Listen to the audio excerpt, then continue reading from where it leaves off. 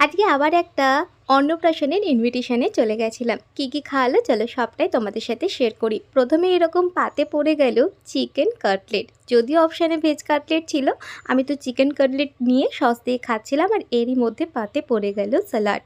Salad কিন্তু অনেকটা দিয়েছিল। যাই হোক, স্যালাডটা খেতে খেতে চলে এরকম রাজ কচুরি আর চানা। সত্যি বলতে কচুরির টেস্টটা না জাস্ট দুর্দান্ত ছিল। ওটা খাওয়া শেষ না করতে করতেই পাতে পড়ে গেল এরকম গরম গরম ভাত আর ভেজ ডাল। আর তার সাথে দিয়েছিল এরকম আলুর চিপস।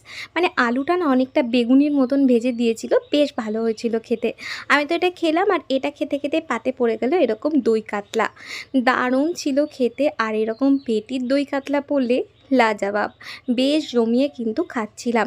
এরই মধ্যে পাতে পড়ে গেল ফ্রায়েড রাইস আর মাটন। মাটন তো আমি খাবো না, তাই দেবশ্রীর পাত থেকেই মাটনের ফটোটা তোমাদের জন্য নিয়ে নিয়েছি। তো আমি নিয়ে নিয়েছিলাম এরকম চিলি পনির, যেটার টেস্টও কিন্তু দুর্দান্ত ছিল। এইরকম রাইস আর চিলি পনির খাওয়ার পরে চলে গেল পাতে এরকম চাটনি আর পাঁপড়। আর সবশেষে ছিল 2 রকমের মিষ্টি, সেটা নিয়ে নিয়ে আর এখানে আইসক্রিম আর জোয়ান নিয়ে চলো এবার যাই বাড়ি।